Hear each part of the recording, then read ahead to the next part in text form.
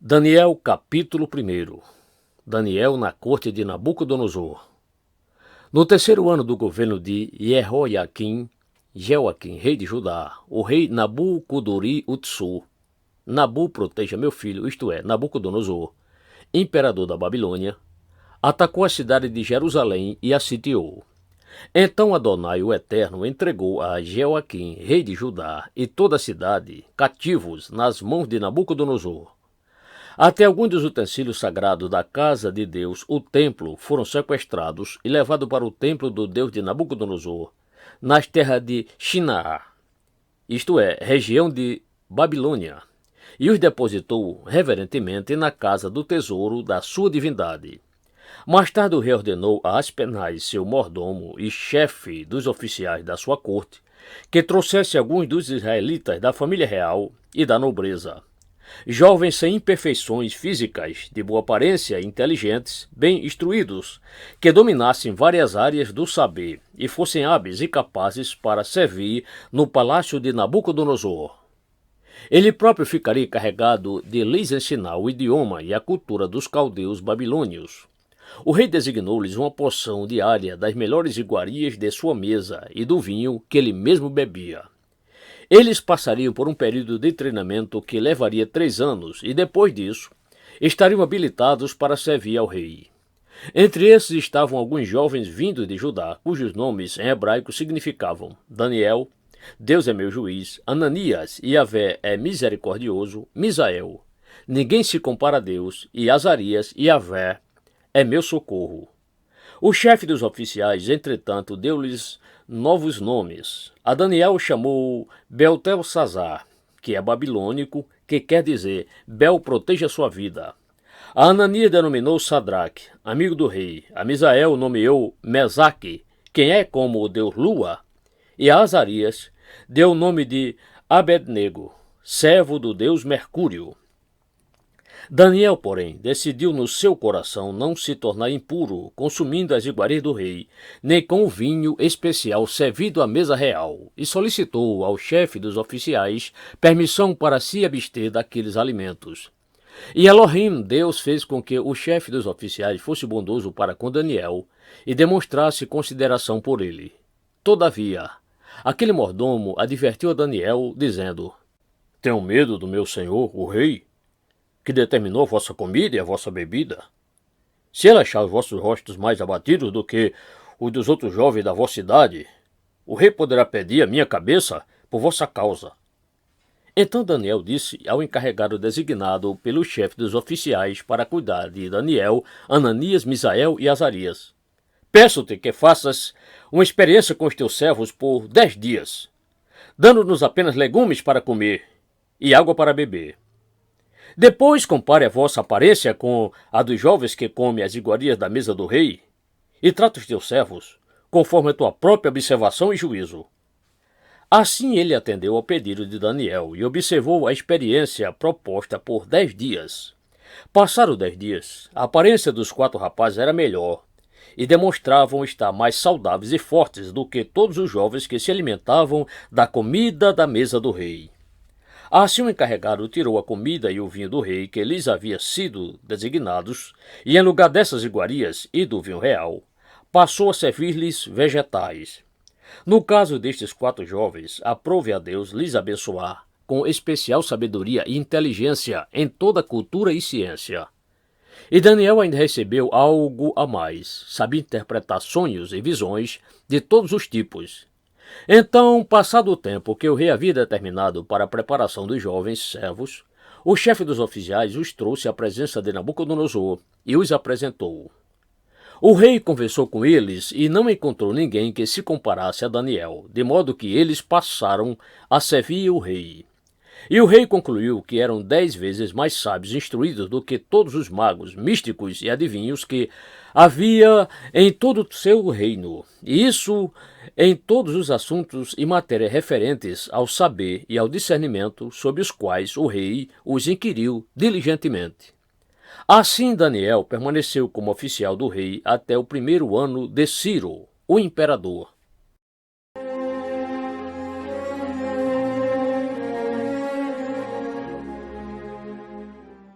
Daniel capítulo 2 O enigma do sonho assustador do rei. No segundo ano do seu governo, o rei Nabucodonosor teve sonhos que lhe perturbaram sobremaneira. Seu espírito ficou tão aflito que ele já não podia mais conciliar o sono.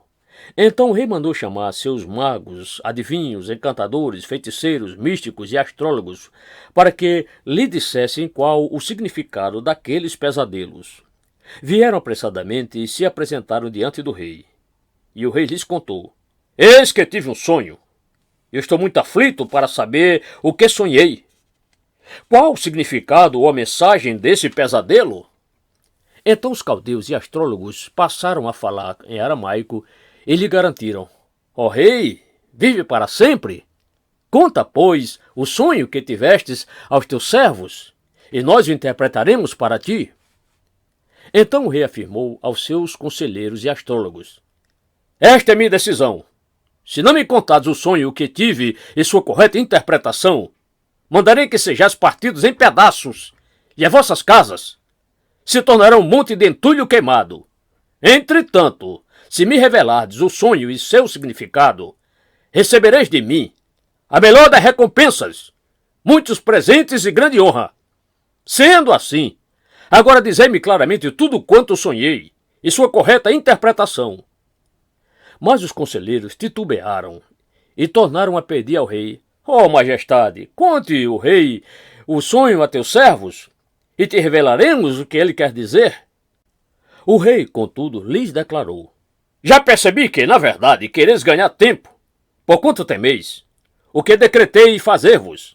Agora, se não me contardes o que sonhei, recebereis a mesma sentença, pois preparastes palavras fraudulentas, mentirosas e malignas para dizer a minha presença, na esperança de que o tempo se encarregue de acalmar a situação. Portanto, sem demora, contai-me o que sonhei, a fim de que eu tenha certeza que sois capazes de desvendá-lo corretamente. Então os conselheiros e astrólogos foram categóricos, afirmando: Não há nenhum ser humano sobre a terra que tenha o poder de cumprir à risca esta ordem do rei. Aliás, nenhum rei, por maior e mais poderoso que fosse, jamais exigiu de um mago, místico ou astrólogo algo parecido com o teu pedido. O que Vossa Majestade exige é difícil demais, tanto que ninguém é capaz de revelar isso ao rei, senão somente os deuses, e eles não vivem em carne como os mortais.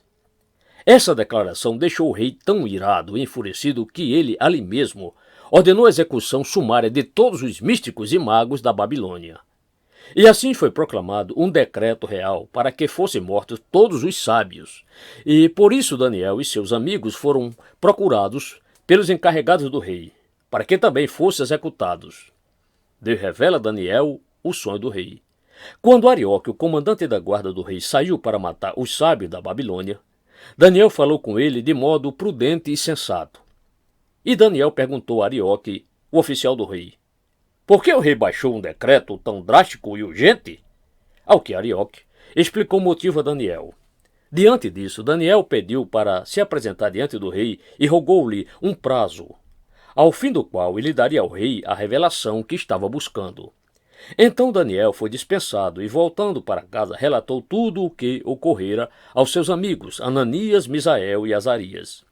E lhes pediu que suplicassem ao Deus dos céus que tivesse misericórdia acerca desse mistério, a fim de que ele e seus amigos não fossem mortos juntamente com os outros sábios da Babilônia. Então o mistério foi revelado a Daniel durante a noite, por meio de uma visão. Daniel louvou o Deus dos céus, dizendo em aramaico: Seja bendito o nome de Deus para todos sempre, porque a sabedoria e a força a ele pertencem. Ele muda as épocas e as estações, destrona reis e os estabelece. Dá sabedoria aos verdadeiros sábios e entendimento aos que buscam discernir e conhecer. Revela mistérios profundos e enigmas ocultos. Conhece o que jaz nas trevas e a luz habita nele em todo o seu esplendor. Eu te agradeço e te louvo, ó Deus dos meus pais. Tu me concedeste sabedoria e poder e me revelaste o que te pedimos. Revelaste-nos o preocupante sonho do rei. Daniel esclarece o sonho do rei. Então Daniel foi falar com Arioque, ao qual o rei tinha constituído para matar os sábios da Babilônia, e rogou-lhe: Não mate os sábios da Babilônia. Leva-me, pois, à presença do rei, e eu interpretarei para ele o sonho que teve. Naquele mesmo momento, Arioque levou Daniel ao rei e relatou: Encontrei entre os exilados de Judá um homem que esclarecerá ao rei o significado do seu sonho. Então o rei indagou a Daniel: Podes tu revelar-me o sonho que tive e sua correta interpretação? E na presença do rei, Daniel respondeu: O mistério que o rei exigiu que devesse ser desvendado, nem sábios, adivinhos, magos, astrólogos ou místicos lhe pode revelar. Contudo, existe um Deus nos céus capaz de revelar todos os mistérios. Foi Deus que mostrou ao rei Nabucodonosor o que acontecerá nos últimos dias. Os sonhos e visões que passaram por tua mente quando estava deitado foram assim. Ó rei, quando estava repousando em tua cama, começastes a meditar sobre o futuro. Então aquele que revela os mistérios te mostrou tudo quanto ocorrerá nos tempos vindouros. E a mim foi esclarecido esse mistério, não por ter eu mais sabedoria entre todos que vivem na terra, mas para que tu, ó rei, saibas a correta interpretação e compreendas todos os pensamentos que passaram pelo teu coração. Ó rei, eis que tu olhaste, e viste diante de ti uma grande estátua. E em tua visão, esta estátua era enorme, impressionante. Estava em pé diante de ti, e tinha uma aparência terrível. A cabeça da estátua era feita de ouro puro. O peito e o braço eram de prata. O ventre e os quadris eram de bronze, as pernas eram de ferro e os pés eram em parte de ferro e em parte de barro. Enquanto estavas contemplando toda a estátua, uma pedra soltou-se, sem auxílio de mãos, atingiu a estátua nos pés de ferro e de barro e os destroçou. Então o ferro, o barro, o bronze, a prata e o ouro vieram abaixo, despedaçados, viraram pó, como o pó que se vê na eira, quando no verão se bate o trigo no terreno para separá-lo da palha. E o vento carregou todos os destroços sem deixar vestígio. Entretanto, a pedra que atingiu a estátua tornou-se uma montanha e encheu a terra toda. Foi esse o sonho que tiveste, e agora nós o interpretaremos para o rei. Ó rei, tu és rei de reis, a quem o Deus do céu tem dado o reino, o poder, a força e a glória, e em cuja mão ele entregou os homens de todas as nações, onde quer que habitem, os animais e as aves do céu, e te fez reinar sobre todos eles. Tu és, portanto, a cabeça de ouro. Mas, depois de ti, se levantará outro reino inferior ao teu, e um terceiro reino feito de bronze, o qual terá domínio sobre toda a terra. E haverá um quarto e último reino, este forte, como ferro, pois o ferro tem o poder de quebrar e esmigalhar tudo. E assim como o ferro despedaça tudo, também ele destruirá e reduzirá a pedaços todos os reinos do mundo. Como viste, os pés e os dedos eram em parte de barro e em parte de ferro. Isso quer dizer que esse será um reino dividido, mas mesmo assim terá um pouco da força do ferro, embora tenhas observado o ferro misturado ao barro lamacento. Assim como os dedos eram em parte de ferro e em parte de barro, também esse reino será em parte forte e em parte frágil. E como viste, o ferro estará misturado à lama. Isso significa que se buscarão fazer alianças políticas por intermédio de casamentos, mas a união decorrente dessas alianças e acordos não se firmará, do mesmo modo que o ferro não consegue se misturar com o barro. No entanto, na época do governo desses reis, o Deus dos céus estabelecerá um novo reino que nunca será destruído e que também não será dominado por nenhum outro povo. A soberania desse reino jamais será transferida a nenhum outro povo. Todavia, esse novo reino destruirá e exterminará todos esses outros reinos e subsistirá para todo sempre. Portanto, esse é o significado da visão da pedra que soltou de uma montanha, sem o auxílio de mãos, pedra que, mediante um só golpe, fez em pedaços o ferro, o bronze, o barro, a prata e o ouro. Desse modo, o Deus poderoso mostrou ao rei o que acontecerá no futuro. O sonho é verdadeiro, faz sentido e a interpretação é absolutamente fiel. Assim que acabou de ouvir essa revelação, o rei ajoelhou-se com o rosto rente ao chão e reverenciou Daniel, e ordenou que trouxesse imediatamente uma oferta de cereais e incenso. Em seguida, o rei dirigiu-se a Daniel e declarou: verdadeiramente, o vosso Deus é o Deus dos deuses, o Senhor dos reis e o revelador de todos os mistérios, pois foste capaz de interpretar o mistério dessas minhas visões. Então o rei exaltou Daniel e lhe deu muitos e valiosos presentes, e o designou governador de toda a província da Babilônia. E também o fez chefe principal de todos os sábios da Babilônia. Além disso, a pedido de Daniel, o rei nomeou Sadraque, Mesaque e Abdenego administradores da província da Babilônia, enquanto o próprio Daniel permanecia na corte do rei.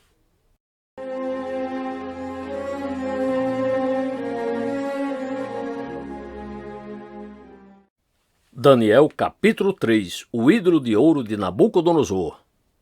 Mais tarde o rei Nabucodonosor mandou construir uma imagem de ouro de 60 côvados de altura e 6 côvados de largura, isto é, 27 metros de altura e 2 metros e 70 centímetros de largura. Ele ergueu na planície de Durá, na província da Babilônia. Então o rei Nabucodonosor mandou reunir os sátrapas, vice-reis, os prefeitos, os governadores, os conselheiros, os tesoureiros, os juízes, os magistrados e todos os oficiais das províncias, para que viesse participar da dedicação da estátua que ele havia determinado que fosse levantada. E assim se ajuntaram sátrapas, prefeitos, governadores, conselheiros, tesoureiros, juízes, magistrados e todas as autoridades das províncias. Todos eles vieram e cooperaram na consagração da imagem que o rei Nabucodonosor mandara erguer, e reverentemente ficaram em pé diante dela.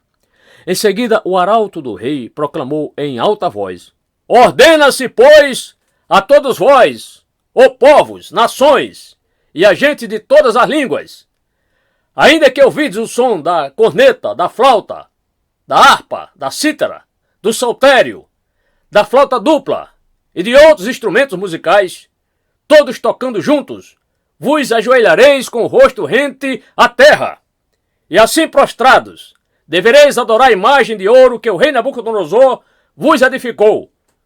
No entanto, qualquer pessoa que não se prostrar com o rosto em terra e não adorar a estátua, será imediatamente atirado numa fornalha em chamas. Sendo assim, logo que ouviram o som da corneta, do pífaro, da cítara, da harpa, do saltério e de todos os demais instrumentos musicais, todo indivíduo, povo, nação e mesmo pessoas estrangeiras de outras línguas e culturas prostraram-se em terra e adoraram a imagem de ouro que o rei Nabucodonosor fizera. Os judeus são atirados na fornalha. Nesse momento, alguns conselheiros e astrólogos se aproximaram do rei Nabucodonosor e denunciaram os judeus, alegando: ó rei, vive eternamente!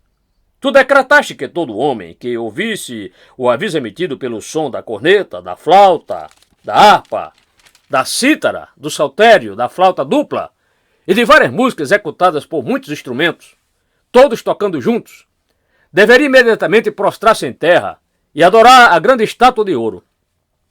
E qualquer pessoa que não se prostrasse e adorasse seria lançada numa fornalha de fogo ardente. Contudo, alguns homens judeus que tu nomeaste para zelar pelos negócios da província da Babilônia, Sadraque, Mesaque, Abdenego, que não fizeram caso de ti, nem de tuas ordens, ó rei, não cultuam aos teus deuses, tampouco adoram a imagem de ouro que tu ergueste. Assim que ouviu essa declaração, Nabucodonosor encolerizou-se terrivelmente e mandou chamar Sadraque, Mesaque e Abdenego, e rapidamente estes homens foram trazidos à presença do rei. E Nabucodonosor lhes questionou: ó Sadraque, Mesaque e Abdenego, é mesmo verdade que não cultuais aos meus deuses, nem adorais a estátua de ouro que edifiquei? Pois de agora em diante, ficai atentos quando ouvides o som da corneta, da flauta, da harpa, da cítara, do saltério, da flauta dupla e de todos os demais instrumentos entoando suas músicas, melhor será imediatamente que vos prostres e adores a estátua que fiz. Dai, pois, ouvidos a esta advertência, pois será bem melhor. Se não prestares o vosso culto à imagem de ouro, sereis atirados sumariamente numa fornalha em chamas. E vos indago: que Deus poderá livrá-los das minhas mãos? Então Sadraque, Mesaque e Abidenego responderam ao rei: Ó Nabucodonosor, não precisamos defender-nos diante de ti? Se fomos condenados por isso e lançados na fornalha de fogo ardente, o nosso Deus, a quem cultuamos, pode livrar-nos, e ele nos livrará das tuas mãos, ó majestade. Contudo, se não nos livrar, fica sabendo, ó rei, que não cultuaremos aos teus deuses, tampouco adoraremos a estátua que ergueste. Diante disso, Nabucodonosor ficou tão enfurecido que o seu rosto transfigurou-se em ódio e deu ordens expressas para que a fornalha fosse aquecida 7 vezes mais que de costume. E ordenou a alguns guerreiros do seu exército que amarrassem Sadraque, Mesaque e Abidenego e os atirassem na fornalha de fogo ardente. Em seguida, os 3 homens, trajando seus mantos, calções, turbantes e outras roupas, foram amarrados e atirados na fornalha, agora ainda mais ardente. A ordem do rei era tão urgente e a fornalha estava tão quente que as chamas mataram os soldados quando empurraram Sadraque, Mesaque e Abidenego para dentro do incinerador. Eles caíram amarrados dentro da fornalha ardendo em chamas. Deu livros seus e muda ao rei. Mas logo depois, o rei Nabucodonosor, assustado, levantou-se depressa e indagou aos seus conselheiros: Não lançamos 3 homens amarrados dentro da fornalha em chamas? E todos responderam: Sim, ó rei, assim fizemos. Então o rei exclamou: Pois então vede isto! Há 4 homens desamarrados lá dentro e nada sofre!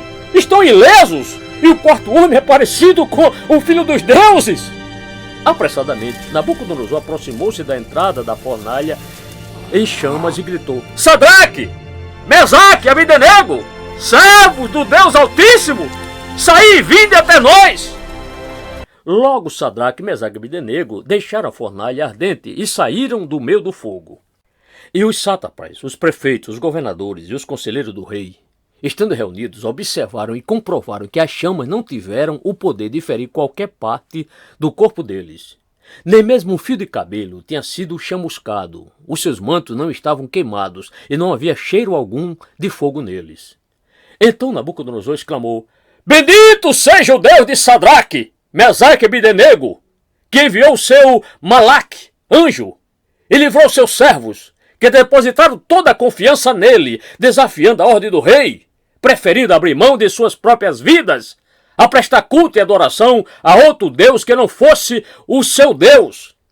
Diante desse acontecimento, eu decreto que toda pessoa de qualquer povo, nação, cultura e língua que proferir alguma censura ou blasfêmia contra o Deus de Sadraque, Mesaque e Abidenego, sejam sumariamente esquartejado e sua casa seja transformada em um monte de entulho queimado, porquanto, de fato, não existe nenhuma outra divindade que possa livrar seus servos dessa maneira. E assim o rei promoveu Sadraque, Mesaque e Abidenego e os fez prosperar na província da Babilônia.